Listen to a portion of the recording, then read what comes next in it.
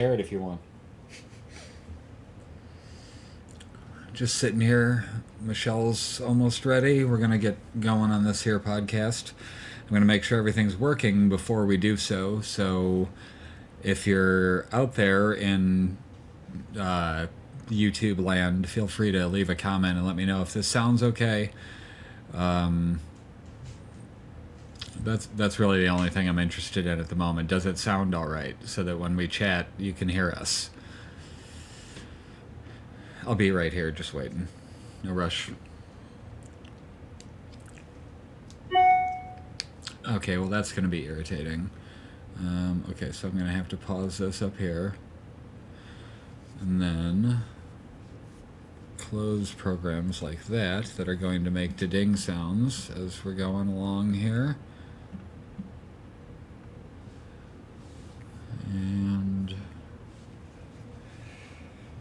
yeah, so again, this one is episode 3 of season 2 of Severance. So if you have not seen the episode Who is Alive, go watch that before we get going. Because once we start, I'm not going to refrain from saying all the things. But just relax for now, because we're still waiting. Talking to the live stream. Just saying we're chilling.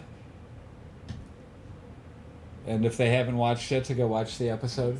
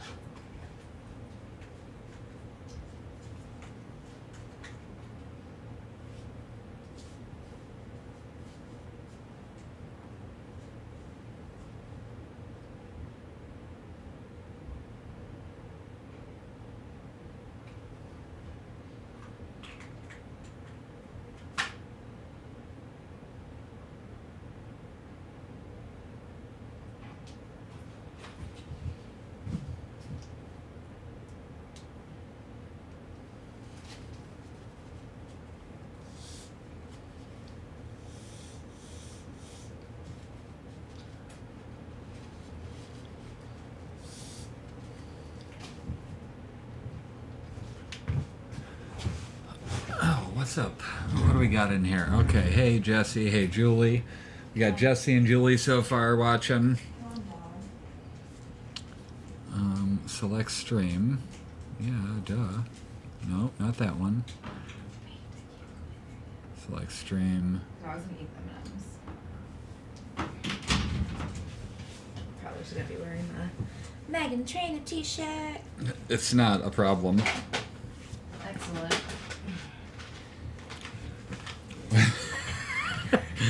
We bought M&M's, full disclosure, because I decided I wanted to make blizzards later rather than having to drive to Dairy Queen. So we're just going to have the M&M's. I mean, I don't know if we need that right there in the shot, but anyways, you ready to you're going to chew gum on the podcast? Come on, man. Go ahead, I'll stop hitting the jewel for now. That'll be our trade-off. Wait a minute, no, if you get to chew gum. Julie said her 2 favorites. That's a reasonable Gum and the amount jewel? of that's a reasonable amount of M&Ms. It is, you know, it's the size of, well, almost my head. Julie? Yes, Julie. Julie? Julie? Julie saying Jolie. Julie? Julie? Julie? Julie, yes. What? You don't have to go anywhere. It's right here. Just say hi. She's watching. That's the point. You're going to text her? That's weird. She's texting. Why? She really feels a part of it. In an effort to use technology properly, Michelle is not using technology properly. Anyways, we're going to go ahead and start this episode of the podcast. So, if you're not here for Severance, be gone. That's not nice. Nobody's not here for that. Oh, I guess Julie probably isn't. That wasn't directed at you.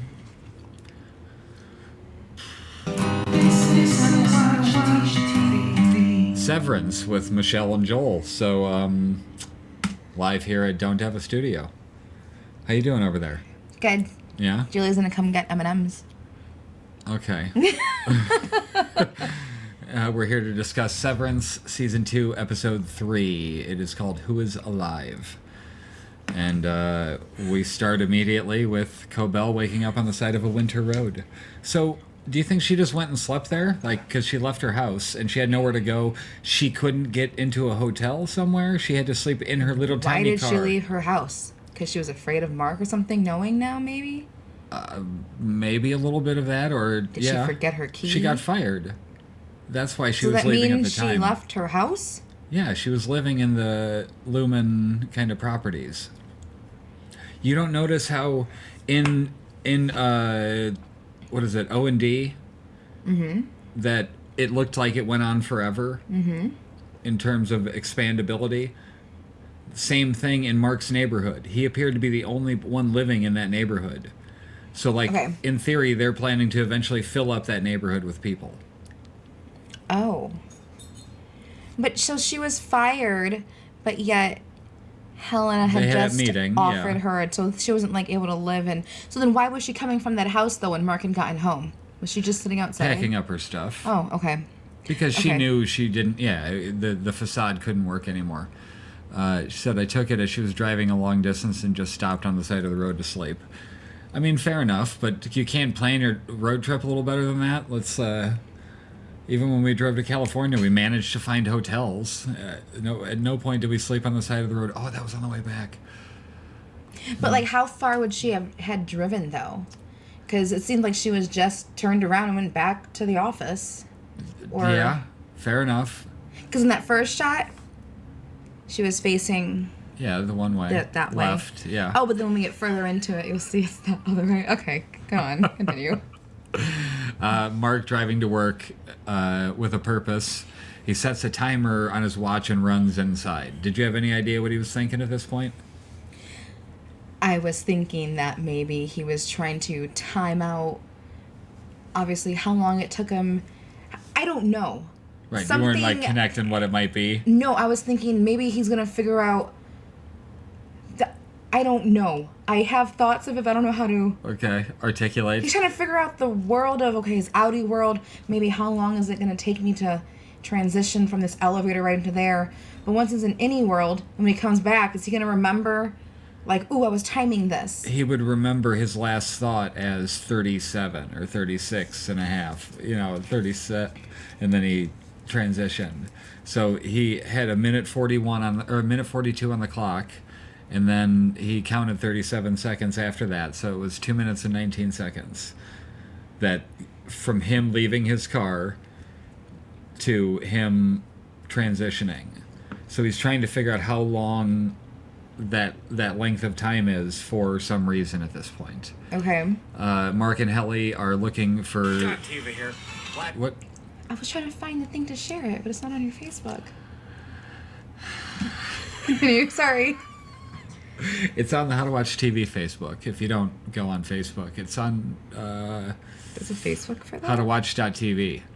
I should have my glasses on. No. HowToWatchTV.website. That's what it is. Let's see. Oh, they go looking for the goat people and Miss Casey. Oh my gosh, those goat people. It's like, what are we watching, The Village or something? The plan is to bust out Miss Casey. And he was saying, like, that they would just... take her out the stairwell that Helly was trying to leave repeatedly. He's like, if I get her out that door, my Audi will know what to do from there. Right. So he'd just all of a sudden appear right there with his wife that he thought was dead. And then Mark completely blows the opportunity for a kiss in that moment. Like, Helly was when they were giving in him the a hallway, look. right? Yeah. Okay, backtrack. We didn't get to the goat people yet. I'm not at the goat people yet. I'm before this. Go on. When Mark was handing out the little posters of Miss Casey to look for her, the missing ones, and when he was just telling Dylan, like Dylan couldn't be bothered.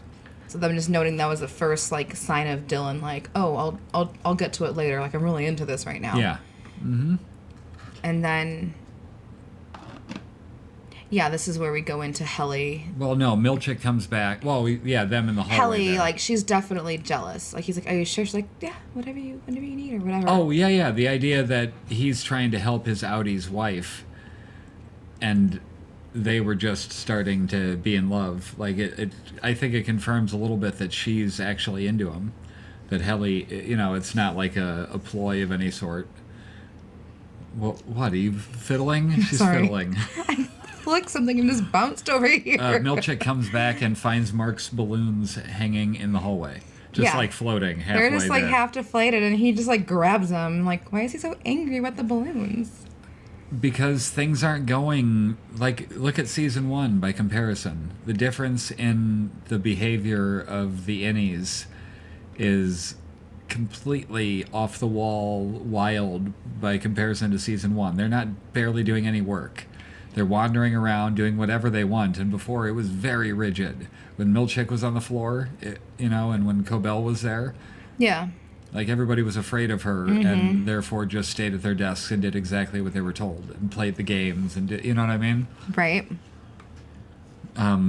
Jesse says, imagine if they had found Miss Casey and implemented that plan. Mark Scott 1 second is counting seconds, and then the next second wakes up and his dead wife is standing there next to him. Yeah. Because he's like 37. Holy shit, you're alive. Right. And then, gosh, that's a lot to think about. The idea being that he didn't even need to send a message, really. Because the Annie was already working on it. Can you have that drink? Then he was already Brought to you by... concocting. We're not sponsoring Arizona. They're the one company that has not raised their prices, though. Arizona. It comes in all states. Okay. Irv wants to go look for his... See, you could be paying for an ad on this show, and it would be that good. So I don't know what you're waiting on, companies. Irving wants to go look for the elevator from his Audi painting. Thoughts? Anything? You got anything up to Yes, Dylan is just, like, rude. Because he kind of brings it up to Dylan. And, like, oh, we could go together. And Irv is, like, so excited. It's like Irv is finally talking about what happened. Because in the beginning, Dylan was so like, Irv, man, are you okay? Like, are you, like... He was a little traumatized. I Yes. think. Yeah. And so now Irv is finally opening up, and Dylan is just like, well, maybe you should just do it on your own. So again, he can't be bothered. It's not that he can't be bothered, though. I know, but we don't know that yet. But I was thinking that at that point, that like they're incentivizing him in some other way now. Let's see. So then at this point, Miss Huang takes Dylan with her, and they start walking down the creepy hallways. Anything up to that point? You good? Yeah, I'm good. Okay. Ms. Wong hasn't gotten Dylan yet. Yeah, she just did. In my version of where we're at, Miss Swan just came and grabbed Dylan. He was just talking to Irving, and then she... she just Irving got left. him, but we haven't gotten to, like, the... Okay. Yeah. Okay. Milchick comes into his office, and then the board is there. Well, on the Natalie's speaker. there. Natalie's there, yes, right. So, who is the board? Do we know who the board is? We do not know who the board is. So, I'm guessing they're talking to her in her little thing. Like, the board says hello. That is what we're guessing. We're just guessing. We don't know. She's probably just making this up. What if she's the She board? had some weird expressions, so I would doubt that she's making it up. It's just... Really? I get it. Yes, anyways. She asked him if he feels appreciated. Get a shot? Don't put it down. Let's hear that later. He said yes. And then she busted out the blackface paintings. And You can't say that on here. you can't say blackface? I guess you're just kidding. What do you mean? I didn't do blackface. I'm joking. I mean, I think those were particularly creepy, as did Seth. I think he found that weird. You know, it was like, I think he really wanted to, because he's fully bought in, seemingly, to this whole mythology and belief system. Or at least that's how he's presented himself. Who knows Right. how he really is? Because we've only seen him inside and outside working. We've never seen him in his personal time. Right. So we don't know how he truly is. I don't know. But it seemed like he was uncomfortable with it, but wanted to, like, get it. and just couldn't. You know, he wanted to be like, yeah, no, I get it. And she's like, well, I got the same gift when I... Right, yeah, because they made her... I said Natalie was shamed to say she got the same thing. Because, like, she's like, oh, and this is a gift from the board to make you feel a part of Kier.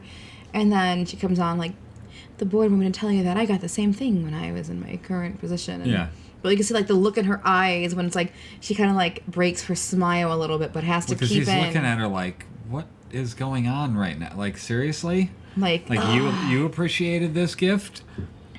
Yeah. Anyways, that was weird. She leaves. And then... and now we're back at Cobell. Yeah, Cobell does a U-turn.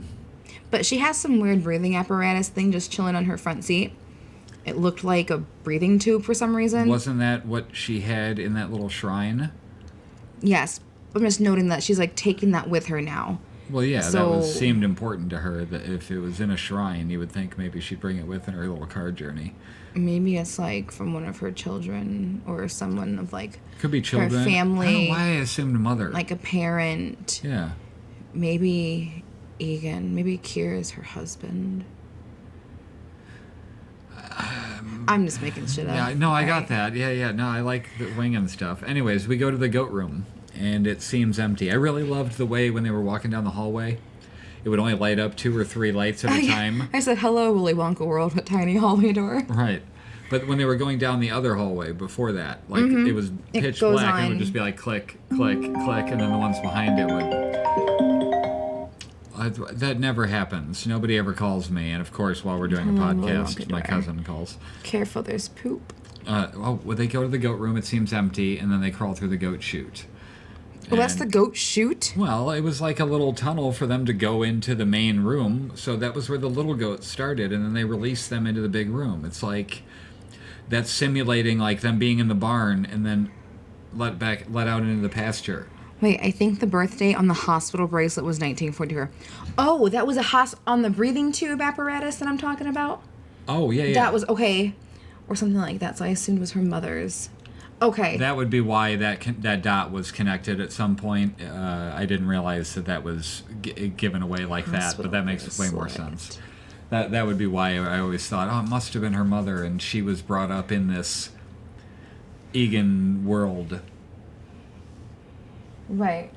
Because again, I feel like I don't know. Maybe I'll discuss that when we get to Cobell. It's a hill inside there. Like they do that big dramatic shot of Mark and Helly opening up the tube and being like, "What is this?" And it was a room that seems too big for one level of that building.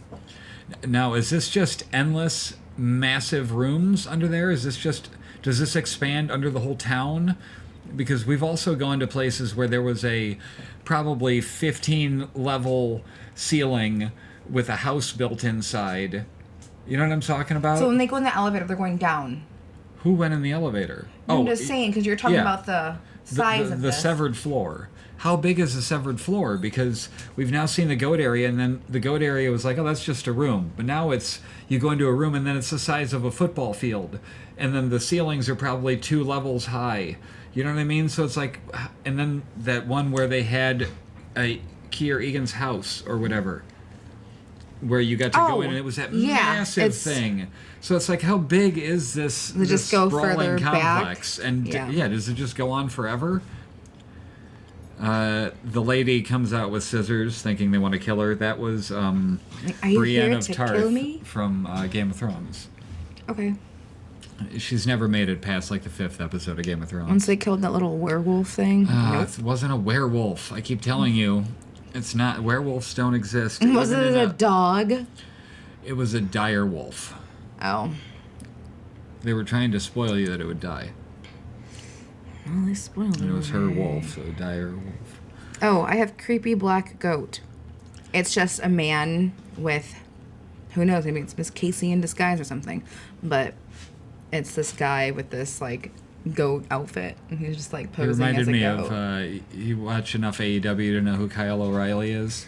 He looked very much like Kyle O'Reilly, like redheaded dude. Okay, yeah. And I was just like, that's weird. Since when did he start acting? It's not him.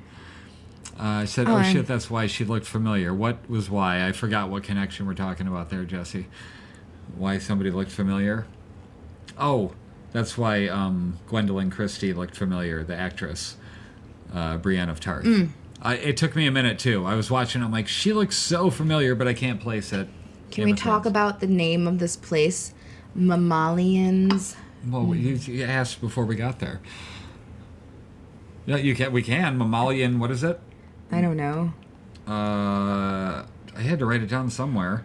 I had Irving making it to O&D next. Like, she came out with the scissors and was like, "Are you trying to kill us?" And he's like, What? Like, no, I'm not trying to kill you. We just wanted to talk. So he makes it to O&D, and Felicia is there. They hug. Mm-hmm. And, there wasn't a whole lot to that other than it seemed like Irving was happy to get some human contact. And like somebody willing to reminisce about Bert. Then we go, Mark and Helly show the Hill Lady a picture of Miss Casey. And they like sit down at the desk in the middle of the hilly area with, as you said, the vending machine in the background that looks so perfect. And he was basically demanding to know if she knew who Miss Casey was, and she was kind of refusing to answer. And then she rang the little bell and got mad. Helly kind of saw that coming, like, Mark. Mm-hmm. Mammalian... what is it? Mammalians nurturable. Mammalians nurturable. Where are we at here? Yeah. So did she even say that? Oh, they must have just had that conversation where they were standing on the hill asking, what is this place? So what did you have about that? Nothing. Oh, just that was the name of what it was? What's up, Ryan Melton? Just doing a podcast here about a show called Severance on Apple TV. You should check it out if you haven't. It's really good. We cut back to Dylan and Miss Huang walking down the hallway. And he's like, are they, like, forcing you to be here? Like, is it weird that I keep asking why you're a kid? Right. And then they end up at the security room, which is where the whole OTC incident happened last season. So he's like, oh shit, when they get there. Like, he was like, what are we going to do in there? So they've completely... How did they remodel that so quickly? Because we didn't lose 5 months, as we know now. So how did they completely redecorate the security room into the visitation room? Wasn't it a small little room? Do you remember? I don't remember. What do you have up to getting in the room? Nothing. Okay, so we go in the room, and then there's a picture on the wall. Like, it's kind of mysterious why he's being let in there.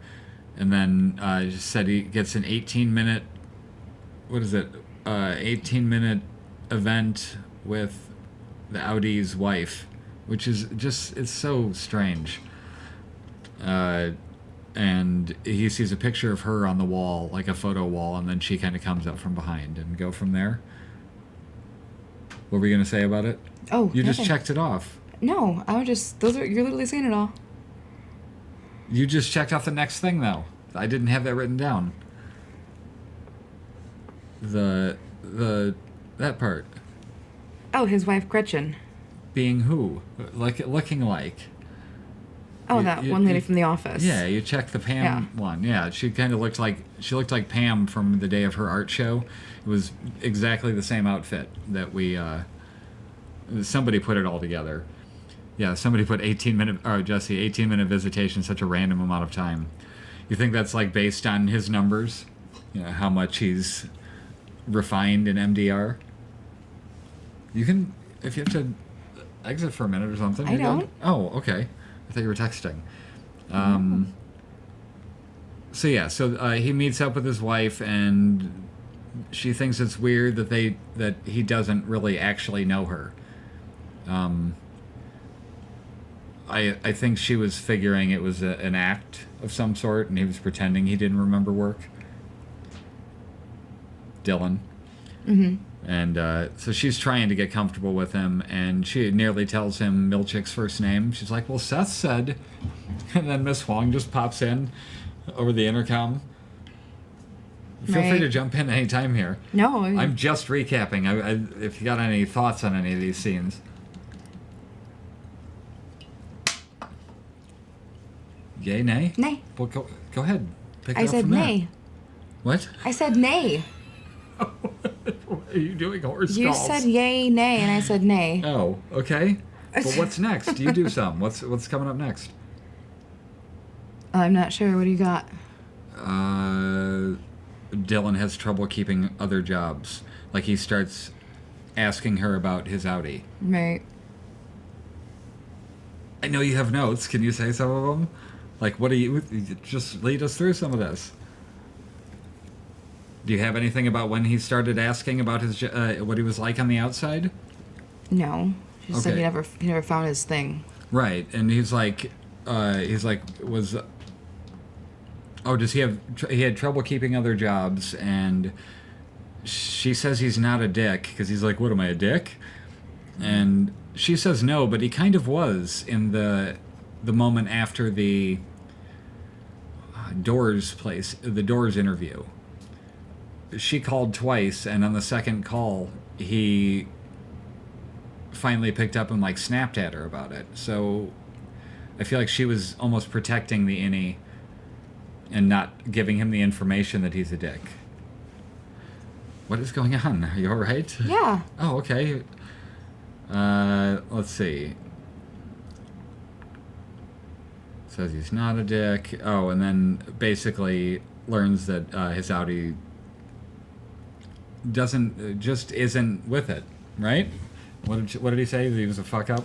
I don't know. Are you all right? Yeah. You seem completely out of focus here. I need some input from you Okay. here. I can just talk, but I'm just running through my list. I'm not trying to. I have the exact same stuff as you do. Yeah. Yep. Yeah, let's see. He went through the most desirable reasons for why he's not successful first. Like, is he dumb? Is he a dick? Either of those would have been better than he's just a fuck up. Yep. He wanted to hold that comment for review because you wrote a curse word in there. How dare you quote the show that we're talking about in a comment? That must be hostile. Let's see. Oh, I looped back around to that she looks like Pam. Oh, she looks like Pam and the first son is Jim. Which is a complete Michelle connection that she noticed. I don't know where she went. We're live, so it's just kind of... I'm just filling for the meantime. Let's see. He's finding out his Audi isn't as cool as he imagined. That must be so disheartening. Yeah.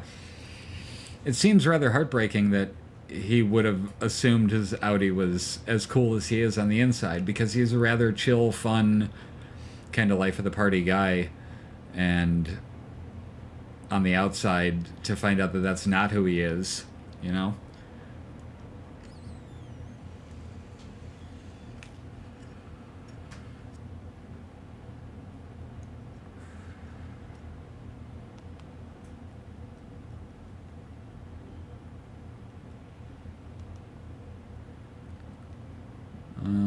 Let's see.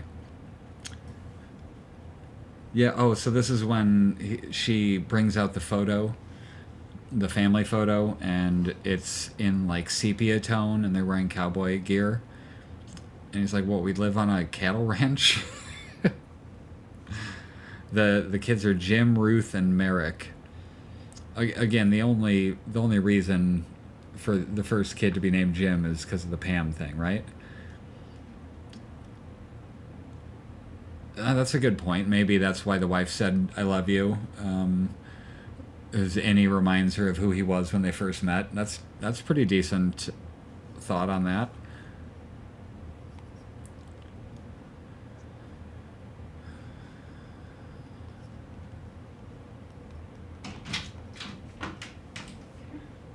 And let's see. We just got Jesse said that's probably why his wife said I love you, is Annie reminds her of who he was when they first met. Like, before he got whatever caused him to be bummed out. Maybe his is a different kind of bummed out than Mark. Obviously it is, because the wife's not dead. But maybe I found it interesting that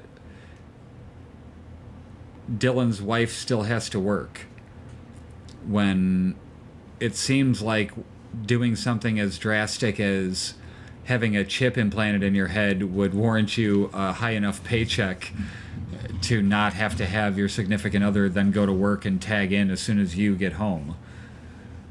So maybe that's like on a scale where because Dylan can't hold another job, they're like, you know what, we'll take you. Like people at the wall in Game of Thrones, where it's like, we'll take the dregs of society and we'll try to rehabilitate them for you, but they're not going to get whatever regular pay would be, to where like Mark can live on his own, even though he's in one of those houses. So who knows how much they're actually getting in terms of like a compensation, because they have to live in that Lumen housing. I don't know. I was just riffing around the thing with the son being named Jim, and how you mentioned the connection to Pam. Oh, okay. Just went through them having the cattle, living on a cattle ranch. Mm-hmm. And the sepia picture where he's like, we lived on a cattle ranch, and it's like, no, but he sees it and takes it literally. Like, he doesn't know that they would have photo booths and old looking pictures and whatnot. Right. Where are we at here? What do you have? We're at up to Irving and Felicia reminiscing. Unless you have anything of any notes before that. Okay. Let's see. Oh, he was telling him, he was showing her how he does the drawings of Bert every day. And I thought for a second, I rewound it like, is this a flip book of something? No, it wasn't. Let's see. She said, Jesse said, do we think the Office reference is just an Easter egg, or is there more to it than that? I'm not a fan of The Office, so I didn't get the reference, but I did see that post on Reddit. Maybe they have just grown apart and they don't want to spend time together, so they work separate shifts. Didn't seem like a super happy marriage. I mean, that could be. It just seemed like, yeah, I guess, but if he was making enough money for them to live comfortably, you'd think she'd just find her own time to do stuff. Who knows? That's a fair point. Did you get caught? You figure out where you're at? Yeah. Yeah? Okay, well, go ahead. Oh, I have nothing to say on it right now. I'm just going off of your points. Well, there you go. That's where I'm at.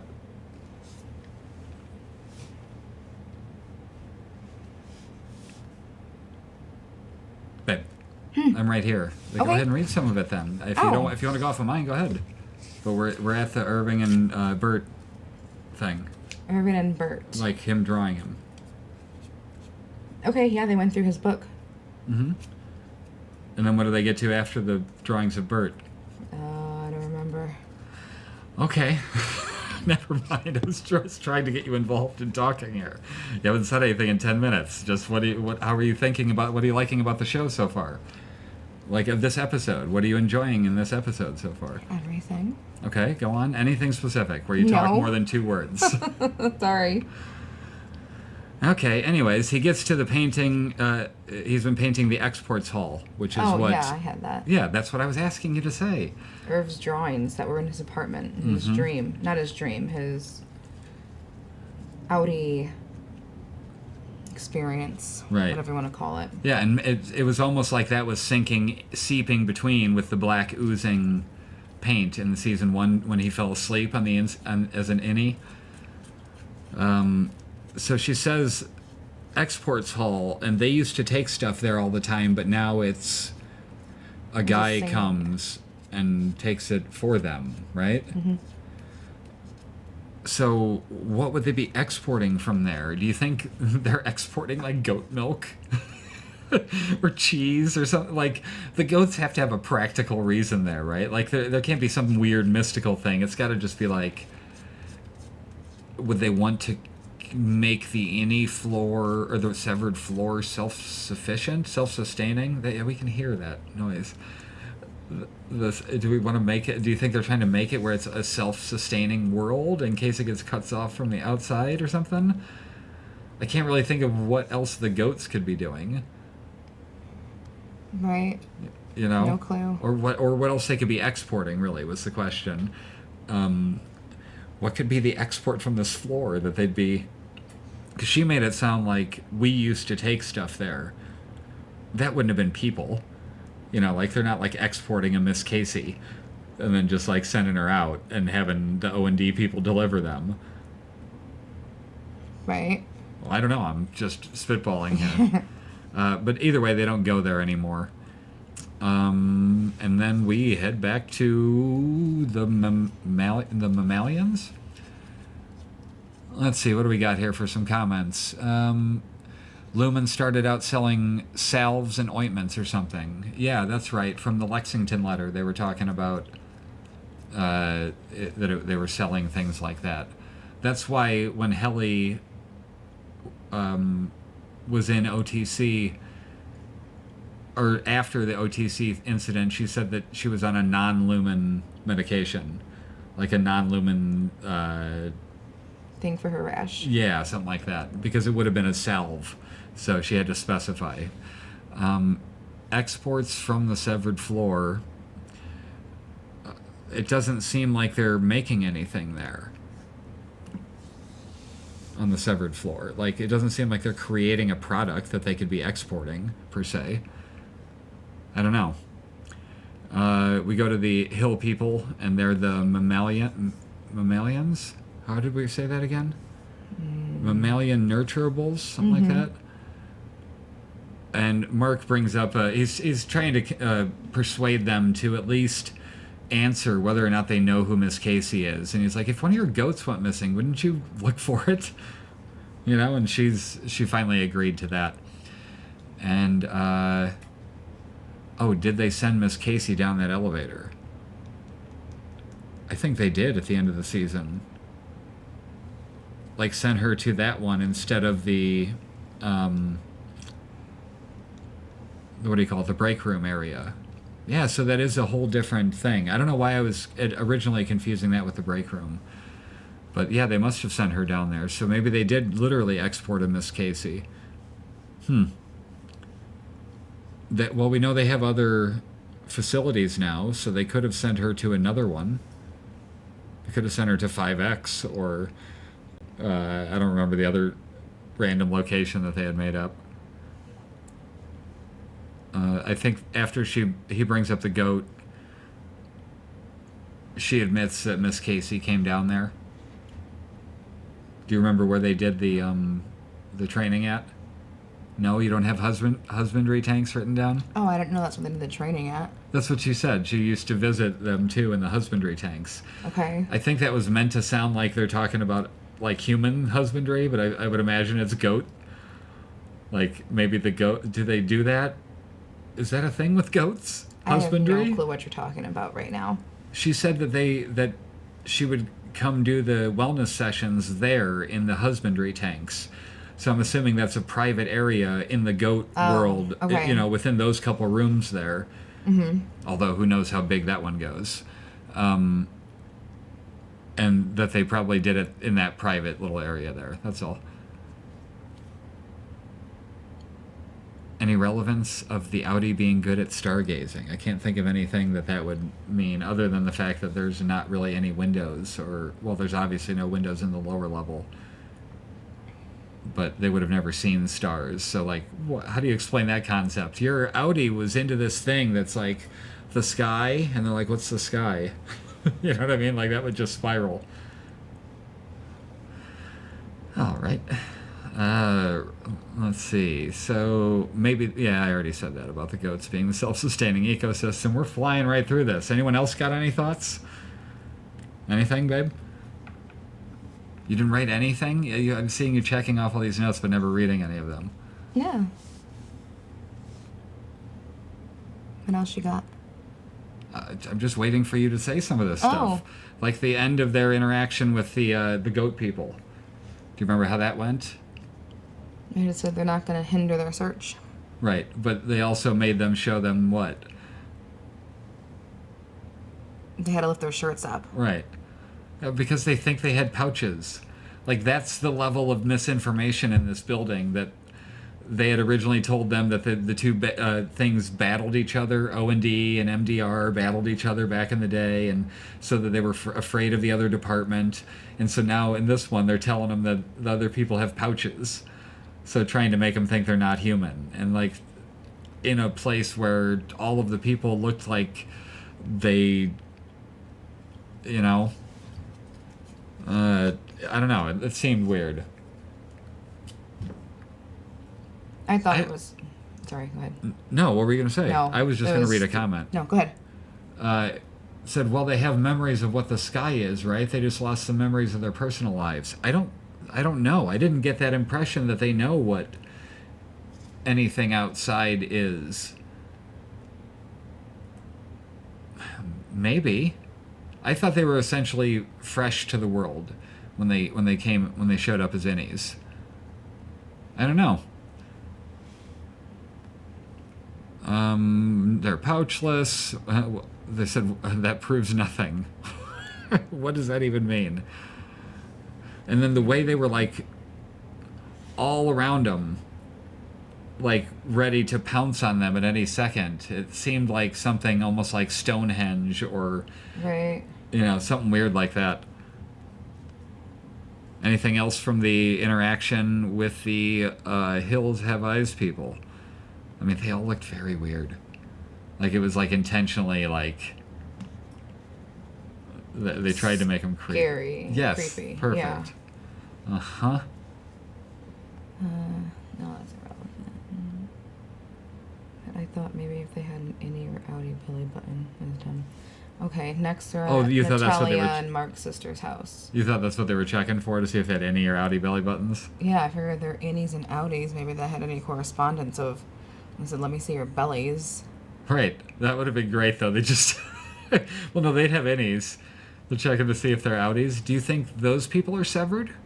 I don't know. How could the goat people come to work every day and then pop on that outfit and then get... You know what I mean? Like, Mark's dressed in the same outfit he wears to work all day, whereas the Hills Have Eyes people, do they live there? Are there people that just stay on the severed floor besides Miss Casey types? Did this lady give us her name? Mm-mm. I don't remember getting a name there. So we go back to, what, Dylan and his wife then? Or Dylan and Audi wife? Sure. Did you have something else there? No, in I don't between? think mine's is lined up because yours is supposed to be in a different order than what I took. That's why I'm not sure. Oh, it was just the ending of the visitation. She said, "I love you," and he's like, and like didn't that say part, anything yeah. else. Yeah. Okay, then we go to Audi, Dylan sitting on his couch. That's when I fell asleep. Okay.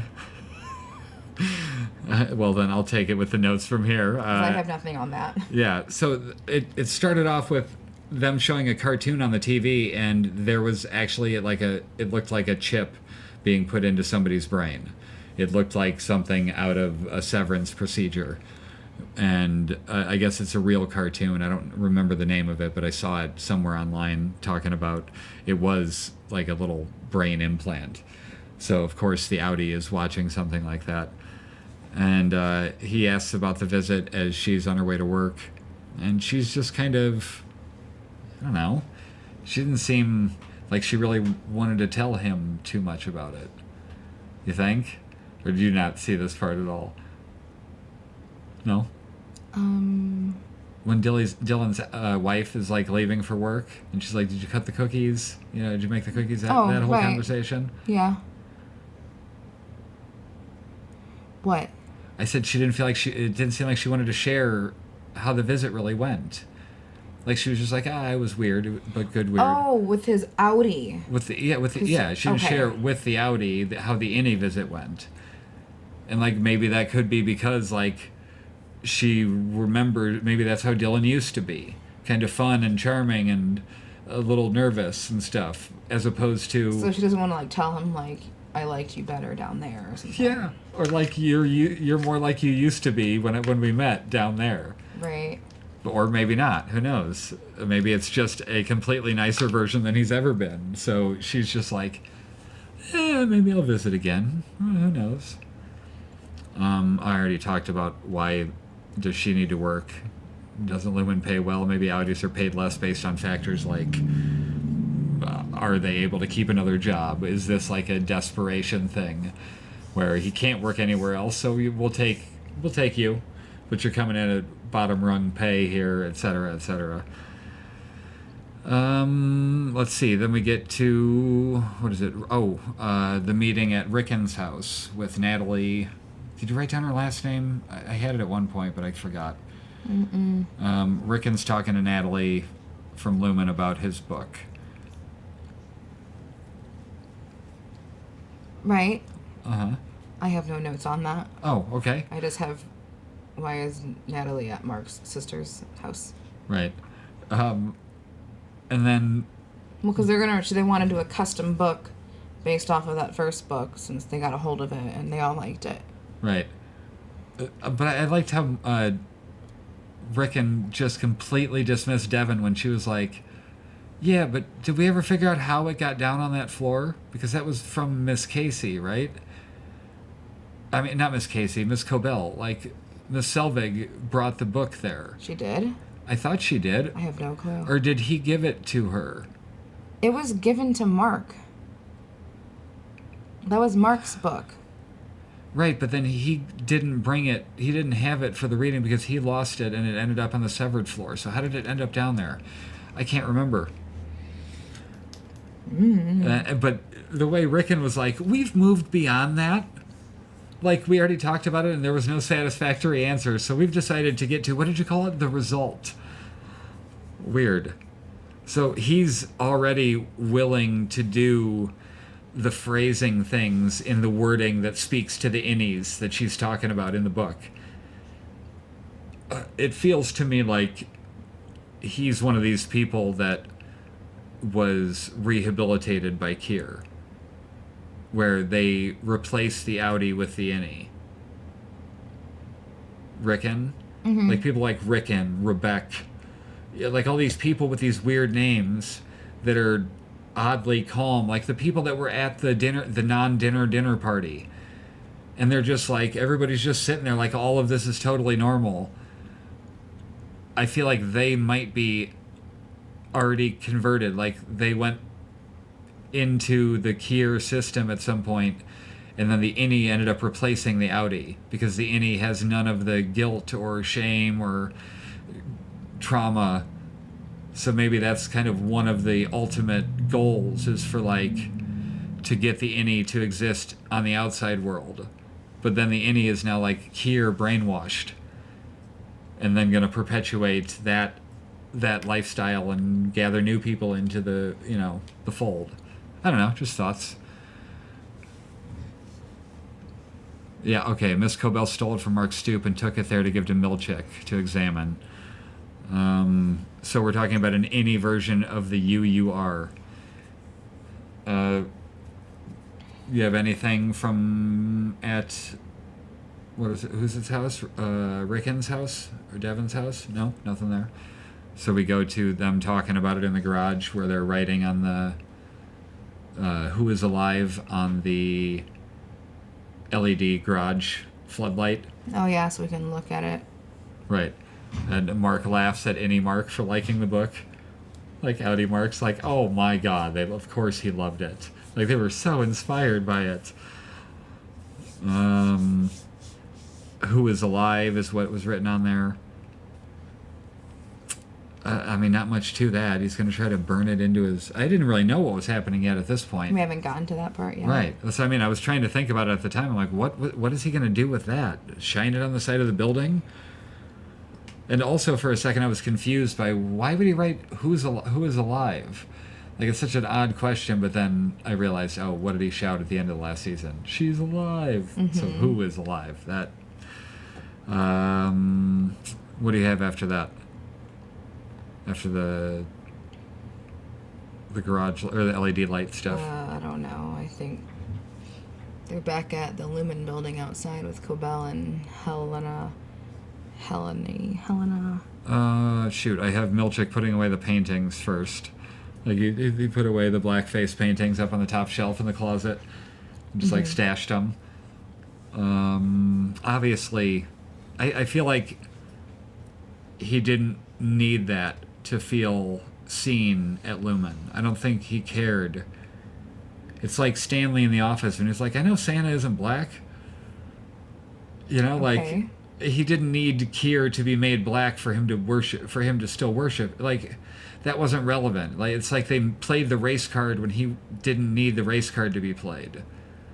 Like, they reverse race carded him, where it was like, oh, we're being overly inclusive to you. When he was like, but I was totally fine already and in 100%. This feels a little pandering. It's got to feel a little pandering there. Like, they blackface the guy and leave his eyes blue. Well, he's black, so why wouldn't he be black on the painting? No, but they left the eyes blue from the white guy that they painted black. Yeah? Milchick's eyes are brown. Well, I can't say what I'm gonna say. Okay. What? I'm so confused as to what's going on in this episode. Are you talking about this podcast, or are you talking about this episode of Severance? Because both are interesting.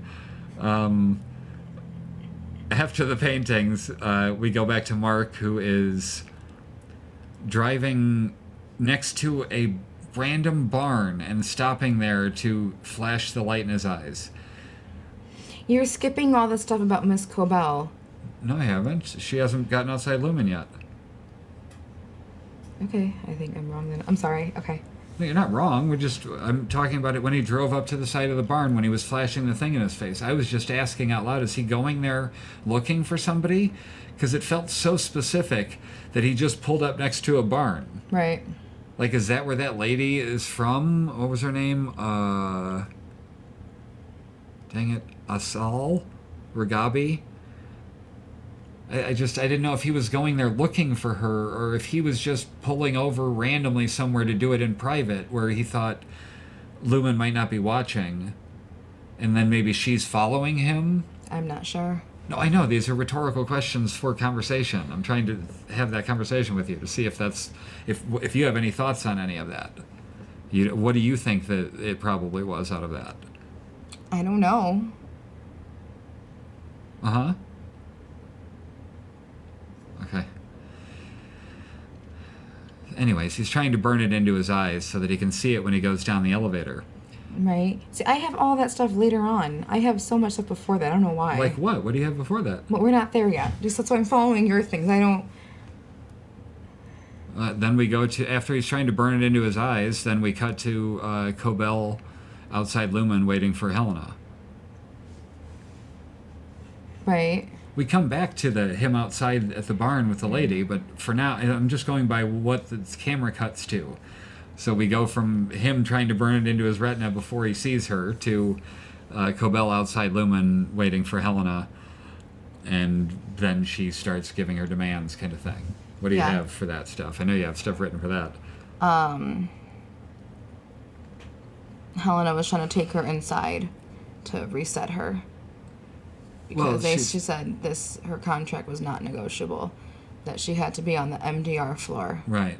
Mm-hmm. Yeah, she was MDR for sure, and she wanted to finish Cold Harbor. She wanted to finish the work that she started, and then Milchick had to go. Right. Now, she said Cold Harbor. That's the initial CH. Could that be anything to do with Harmony Cobell, HC? Her initials? Like, you think she had something to do with Cold Harbor to where she feels like... Well, she obviously said she needs to finish the work she started. Well, I know, but I mean, again, I kind of feel like Cold Harbor has something to do with, what's her name? With Miss Casey. But could she have been involved in the accident to Miss Casey, is what I'm getting at. Like, could there have been some involvement with Harmony Cobell to where they codenamed it the opposite of her initials? I'm just grasping at straws for other ideas. Let's see. Yeah, she wanted MDR back once Cold Harbor finished. Milchick's got to go. Yep. Then Cobell starts getting a little snarky with her, saying that she wasn't born into it like her. You know, I worked for everything. I'm gonna get there. And then Helena's like, well, we can talk to the board, I guess. And I started getting kind of weirded out at that point for... Because Helena said we didn't have to ask you back. And then Cobell said you didn't have a choice. Right. And then Helena said, why don't we reset?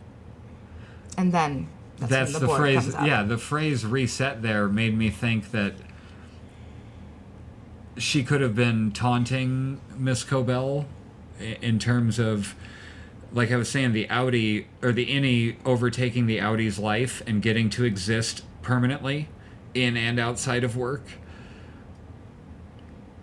Ah, shoot, I lost it there. Oh, that maybe they could reset them to where they're back to being the blank slated innie again.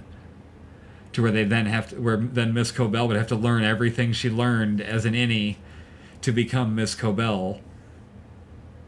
Does that make sense? Uh-huh. Yeah, so I didn't catch the reset at first, but yeah, so if they could reset her, I was thinking, I'm not going inside, as she's saying, let's just go talk to the board. That doesn't sound like a happy conversation, or even one that's actually going to happen, as you can't even tell if the board is on the call or not. She senses that and leaves. So that's when we go back to the barn. Do you have anything else more with the interaction with Helly and Cobell? Mm-mm. What was her name again? Asal Ragabi. She catches him trying to burn the light into his eyes and tries to talk some sense into him. The way she calls him on his method of where he learned to do it, like, what, did you just take what your computer said and just went with it? He's like, yeah. Just totally admitted to it. Yeah? Says he's gonna burn his retinas out, and she seems to know about Miss Casey as well, and says that she was alive the last time she saw her. If you have Right. something, yeah, go ahead. What do you have No, you next just on said yours? it. No, you're good. Right, I know. So now what's after that? I don't know. What does she offer to do after that? Oh, to take the thing out of him. No, she offers to reintegrate. Or that thing. Yeah, it looks like we're not quite there yet, but what must Mark be thinking currently, like, that his wife could be alive, that he assumed was 100% dead, and then now it's like, well, I gotta now integrate with this other version of me to potentially see her, and why isn't she looking for me? She probably doesn't know either then. Well, but what I'm saying from his point of view, what Mark would be outie Mark, like, why has my wife, if she's alive, not been trying to find me?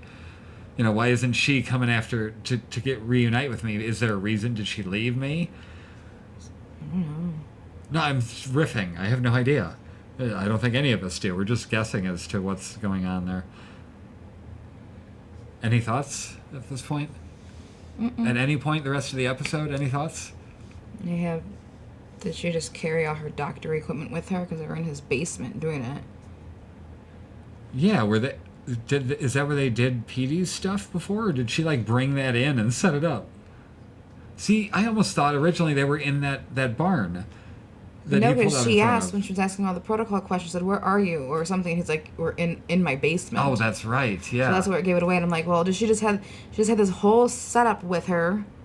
She's got the travel. It's like Breaking Bad when they cook meth in a house. They just wheel it all in and open up all the setup, and yeah.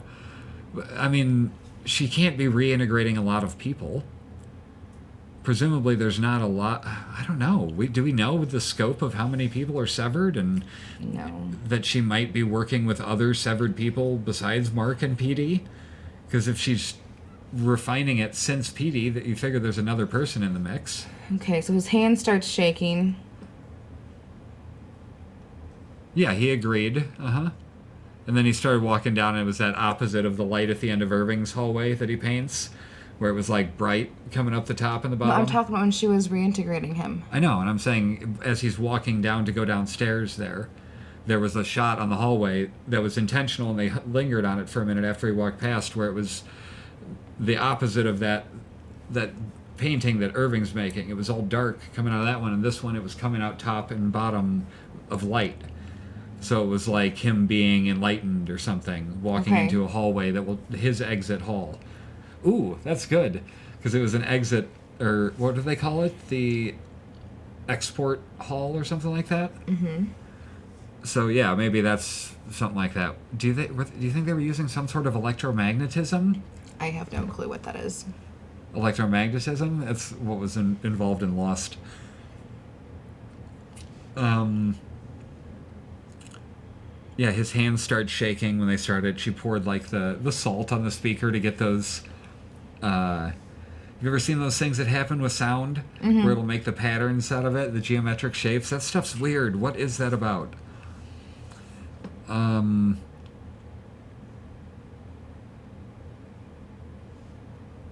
Yeah, his hands start shaking, so she has to kind of recalibrate. So then she stops, and then she turns up the dial, and then she's asking questions. When she turns up the dial, that kind of goes into the MDR stuff. When she asks, "What is MDR?" He was like, and he's just saying random things with the letters and stuff Well, like you that. remember that the questions from season 1. I mean, not actually remember them, but remember that when Helly woke up, it was like, "Who are you? What's your Right. name?" Yeah. So I wrote down the questions here because it's similar. It's who am I? She was asking who she was to Mark, because now she's doing like the opposite of it. Right. Who am I? What's your mother's name? What's her eye color? And I swear they asked something similar, like, what's your mother's name and what's her eye color to Helly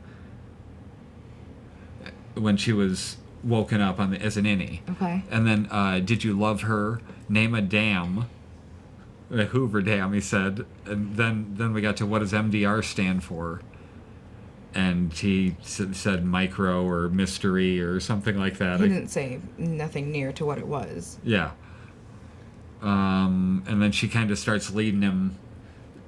I'm feeling like this is emotion based, that she's trying to get him in the same emotional state that the innie might be in by asking him to feel shame, like the break room, where they make him. Who's asking him to feel shame? She said, "What is something for which you feel shame?" I thought these were just the random questions that he had answered before. Well, no, it was tied to it, and as Oh, much my as bad. some of the questions were similar, it felt like a mirror of that kind of a thing. But it got more specific in what is something for which you feel shame, and then where were you born? Like trying to make him bleed between those two personalities, right?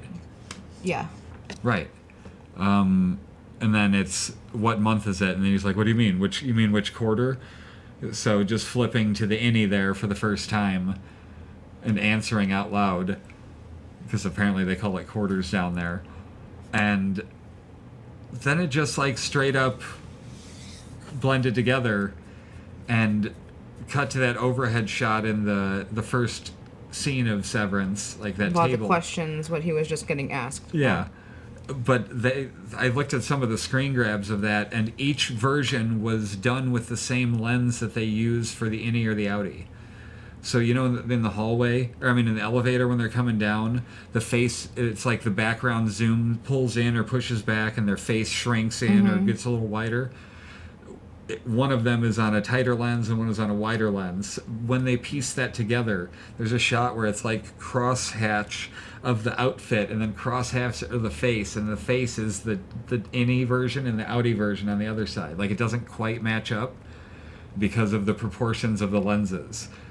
So it's literally those two things all happening at once and then blending together. And then they ended with like the coolest, the changing end title color screen like they did in Lost. At the end of season 5, it had always ended with black, boom, Lost. And this one went to white. How the hell did we get to this so quickly in the show? It felt like they fast forwarded 3 seasons. Mark being integrated already is insane. Like, I was not expecting that at all. Like, I thought it might happen, like Jesse was saying on here, like it might happen later in the season. But episode 3, and then boom, it's over. Mark S, as we know him, no longer exists. Outie Mark, as we know him, no longer exists. Because now Outie Mark would have access to the memories of any Mark being relatively happy without the trauma of But we don't Gemma. know that yet. We don't know that next episode and what's going to happen. Well, but What you know if how it we doesn't can. work? Oh. My thought on that Because is there was that so much stuff messed up with Petey. I feel like he's our main character. Whereas Petey was like a side character to use us to get a point across. Right. I don't think at season 2, episode 3 or 4, they're gonna like kill off Mark to where we're not following his journey anymore. It's also tied to him with the Miss Casey stuff, and all the people on the outside that we care about or know much about are related to Mark more so than, well, we're just getting to learn about Dylan's outies, you know. Let's see. What do we got here? They got to this point so fast. I was expecting reintegration this season, but not so quickly. Where Gabi said she's gotten better at reintegration, that leads me to believe she's integrated someone.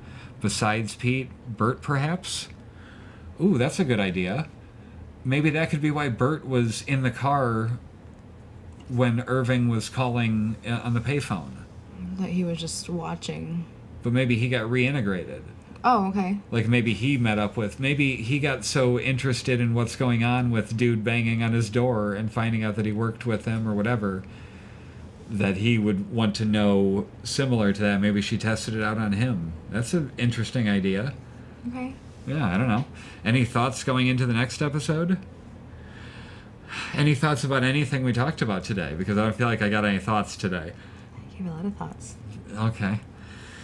I agree. The cinematography of that scene where they were flashing back and forth is really cool. It was all different lenses, and that had to be placing people in exactly the same framing. I could appreciate how difficult that would be. Speaking of... No, What? recap. Go see if you got anything else. I don't. Everything's checked off. Okay. Well, if everything's checked off, then that's it. We got nothing else. We're going to go watch the new episode, because I'm pretty sure that's out tonight. Okay. All right. See you next week, because... No? That's not going to work? Did I mute it or something? No, I didn't mute it. Anyways.